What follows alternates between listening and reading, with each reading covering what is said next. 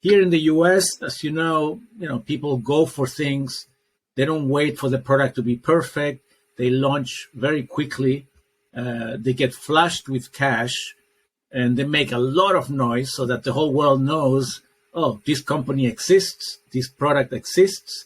I don't know if it's good or bad, but they make so much advertising and noise in the market that everybody buys it, right? And we Europeans, we have the best product, but nobody knows about it.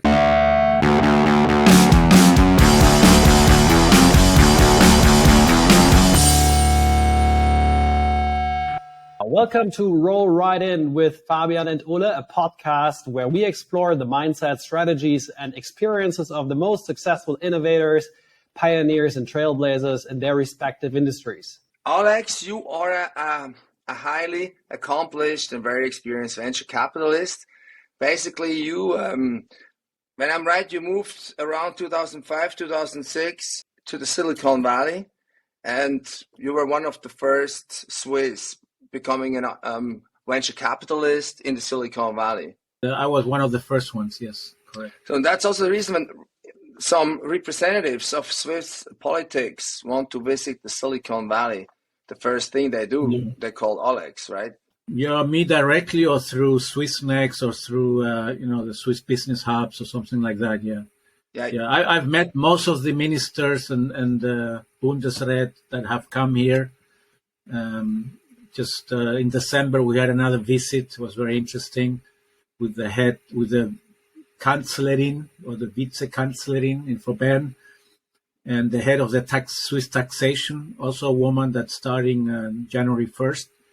So those are always good conversations to have and try to give input of how things work here and what Switzerland could do to improve. So on top of all that, you are a adjunct professor for innovation and entrepreneurship at the Haas School of Business in Berkeley and at the University in San Francisco. So, I mean, it's not a secret that the startups out of the Silicon Valley have a better track record than the ones in Europe. So, when you're working with these students, why is this the case? What do you think? I have to say that the technologies in Europe are better than what you see here, right? I mean, specifically the physical inventions, right? Like medtech and clean tech and anything like that. Europe kills it right there. It's amazing what kind of technologies we have in Europe. So, and that has been my fight for many years, trying to tell politicians in Europe we need to pump more money into startups there. But money didn't solve the problem, because then we have this cultural issue where we don't take risks. We want to be very profitable from day one, right? So that stretches the life of the company for over 10 years.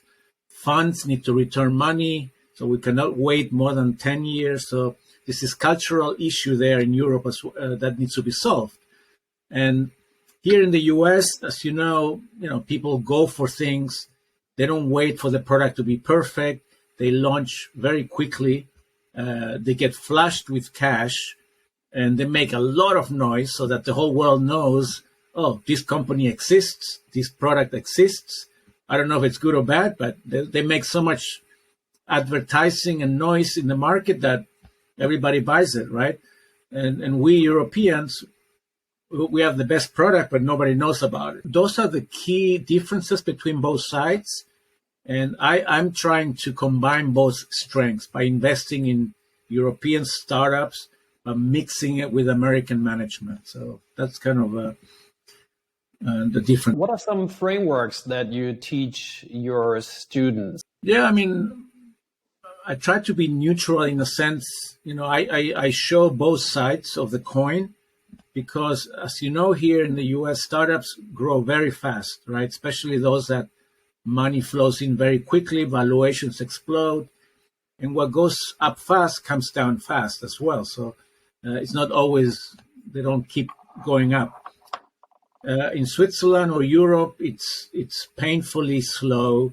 It's the organic growth syndrome, right? Because they want to be profitable on day one. So I try to tell the students, look, there's no right way to do things. There's many successful companies here that exploded and they're still exploding, and the same in Europe. So maybe a mix of those mentalities makes more sense.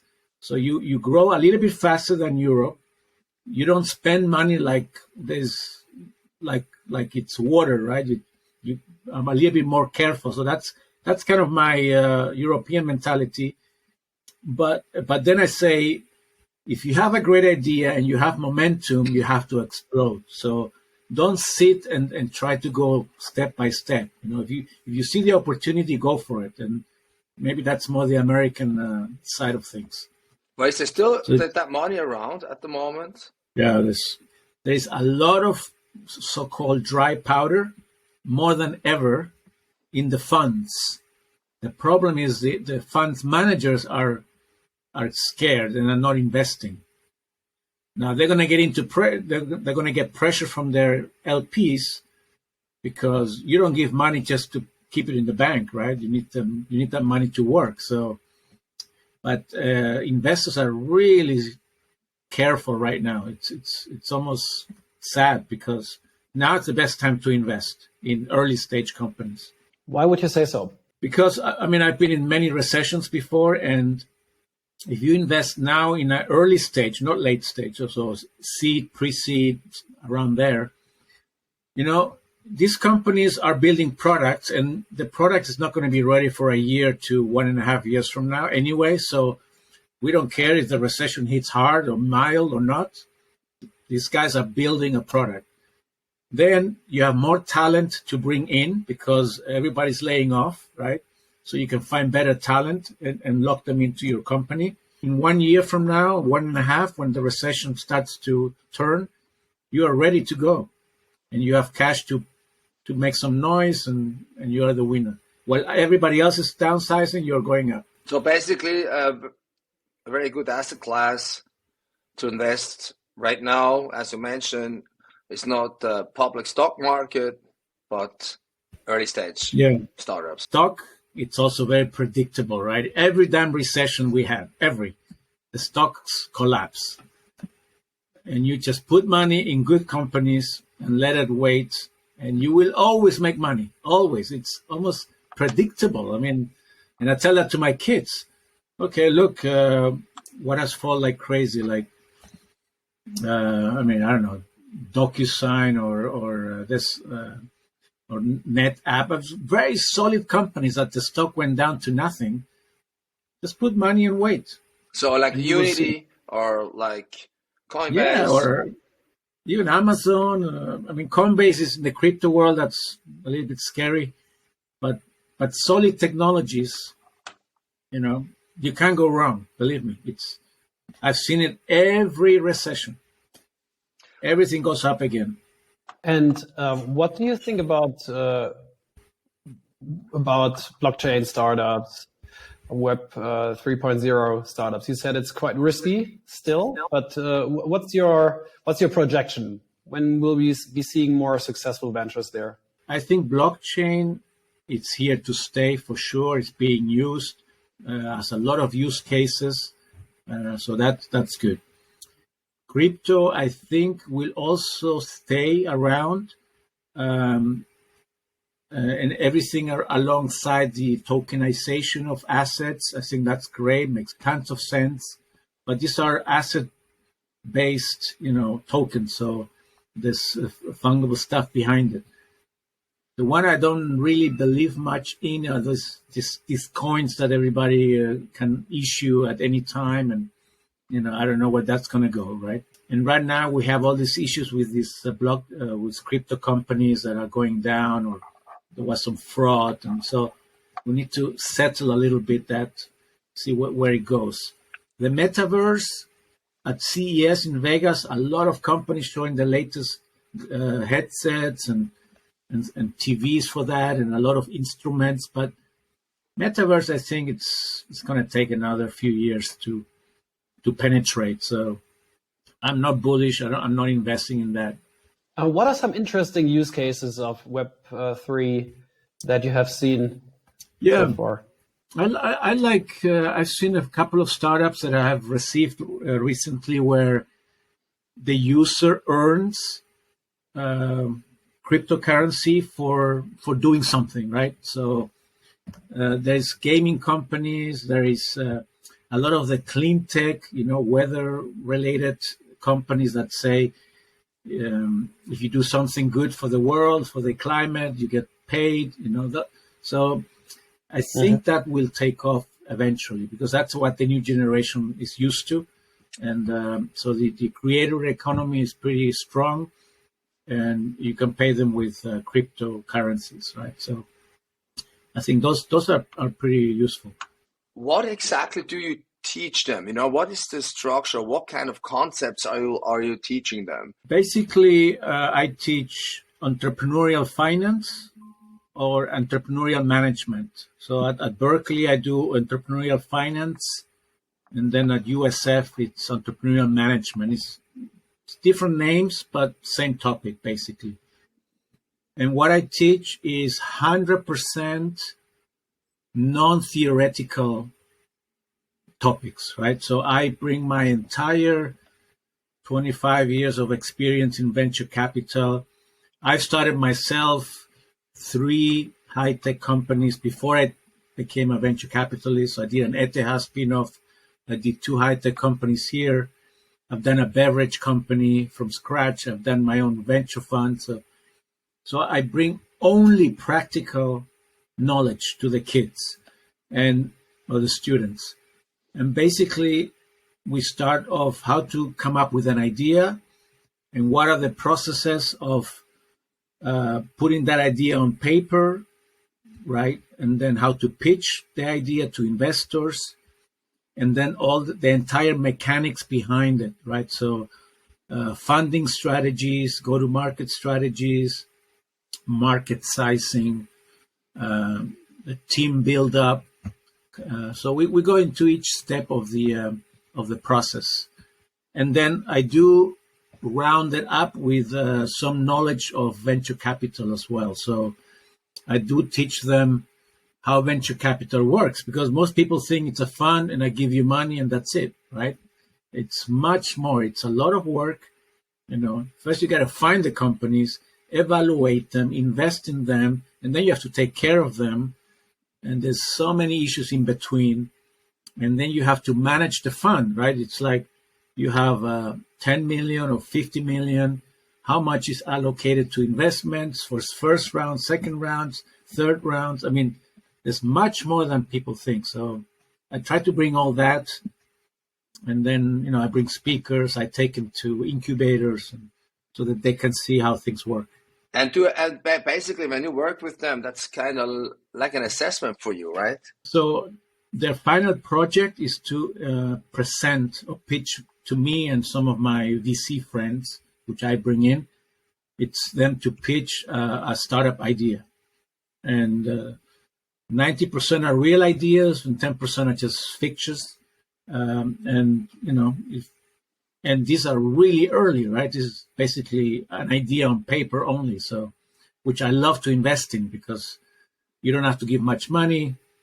You can help the entrepreneur better. There's no outside influences. So yes, I pick one here, one there, and it's like the company I sent you with the athletes, right? So they I like pitched, that case. They pitched at my class, right? And and the poor guys, it's just they don't know much how to build it up, but it's a great idea. You can tell they are passionate, and they need help. It's also an interesting case because legally something changed. Yes. So, and that opened up this opportunity, and this is a classical starting point for a startup as well. Yeah, but this is wide open, right? This Absolutely. is less than maybe a year old. The laws are still being written. It's like almost like the cannabis industry, right? Nobody knew, will it be legalized? What would people think? And this is wide open. and there's a big opportunity here. But I think this is going to take a lot of work from the investor to help these guys, right? So The young, yeah. But me personally, I like that. I love it. I mean, it's really the Wild West in that case, right? Yeah, I like it. I like that case a lot. With these many years of experience, tell me, Alex, can you see a pattern between founders' personality and later success? So when you invest in a startup, 50% is the team or the founders, right?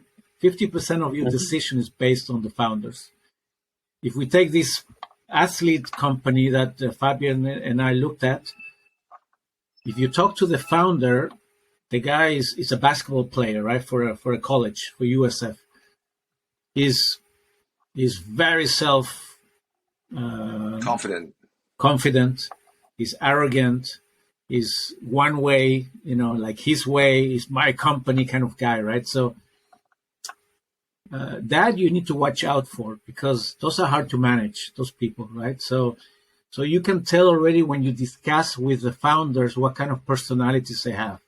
And we like to invest in sports guys and military guys that are disciplined, they're hungry for success, right? So it's all good. You just have to manage them correctly. So yeah, for the most part, you can tell, oh, this guy is so smart. It's just I have investments where I just met the guy, and the guy is so impressively smart. I said, dude, I don't care what you do, and here's the money. What is your most successful investment? The top 3? So a company that I co-founded myself, obviously, that was PlaySpan in the online gaming payment solution, acquired by Visa.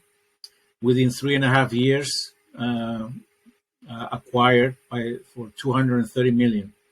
So 3.5 years. That was pretty amazing. Then I have a company that when I was a seed investor and went IPO on video analytics. Was the best IPO in 2014 or something like that. So the multiples were extremely high. Cash wise was not as good as others, but so you have to look at the multiples, right? If you put $1, you get 100. That's good. And then I have on paper Angel List. I don't know if you heard about them. It's a very successful company here in the Valley. It's like a syndicate. Yeah, the crowdfunding and syndications of funds, and I mean they're very profitable. They don't. When I invested as a seed investor, they didn't raise money until last year. So I've been sitting on my seed valuation of 20 million for 7 years, and now they raise money at 4.5 billion. So if everything goes well and they keep growing, this is going to be my best investment. But it's on paper only, and I've seen paper burns. Yeah, but this case, I think you can be very positive about this case. Yeah, I think it takes so. time now because of the whole up and downs, recession. Yeah, it takes. You know why it takes time? Because the founder told us, I don't like VCs, and I'm not going to sell for a while. So that's it. We started in the 90s, like making business on the internet technology. Mm-hmm. Then it went all up till not 9/11, but also 9/11. That was kind of the trigger for this first crisis. Mm-hmm. It took 2 years to recover, kind of, and then it got restarted till 2008, when everything crashed again. And again, it took like 2 years to, get back on your feet, and it has grown since then. Yes. Then, we had COVID, and when you I know you should not go into the past and make interpretation for patterns or based on patterns on these curves, but it also feels similar to when you compare with these 20 years, when you go back 20 years. Now we are again going down, and that was the first year. Now we're going to the second. So many people, and also I expect it goes further down. So that was also the initial point of a new thing. What do you think? What is this new thing? So first of all, do you also think that could be the case? So parallel to 2008, 2001? And if yes, what is it?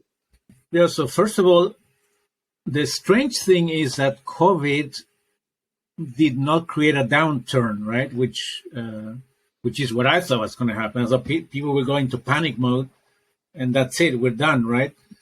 But I mean, my industry, which includes startups, VC, exploded, right? I mean, ridiculous. So I mean, that was the money. That was just like printing money. But if it's a world pandemic, I wouldn't be investing like hotcakes. I would say, "Holy shit, we're gonna all die here," you know, man. Let's go and do something else, right? But people start investing over Zoom. You know, I mean, that's very unusual. So, so now we're going down. The interests are going up. That's always bad because people, you know, especially in the US, they have high debt, and now the payments are getting higher and higher every month. So that's going to have a big effect. And it's layoffs are starting again. You know, even small startups. So I think, like I said, it's the best time to invest. There's a lot of dry powder, a lot of capital in the fund. So the smart VCs now are going to look, okay, this is the future, right? Maybe it's metaverse, Web3. So we're going to start looking for the best teams and companies, and we're going to start pumping money now. Because by the time metaverse is more common, that's 2-3 years, and by then these companies are successful. So I think all that is going to happen now. And today another fund announced $1 billion metaverse fund, a Web3 fund. I mean, it's crazy. Which one? I don't know. I just read it this morning in the newsletter. I forgot the name, but I'll send it to you. So I think that's, and then the entire clean tech, energy tech world, right? It's on fire right now, and especially with the war and Europe having, you know, energy crisis, and here we have high gas prices. So the clean tech world, it's on fire. There's a lot of investments going in, either to decarbonize or create new technologies that make the world, you know, better, safer. So to me, that's are two big ones. And then the aging world, right? So I'm still blown away how many people are over 90 and they're still like riding a bicycle or driving, or, I mean, it's ridiculous, right? And we're going to have to work longer or something, but people are living so damn long. It's crazy. Yeah. Okay, Alex, thank you very much. You're welcome. For your time. Thank you very much, Alex.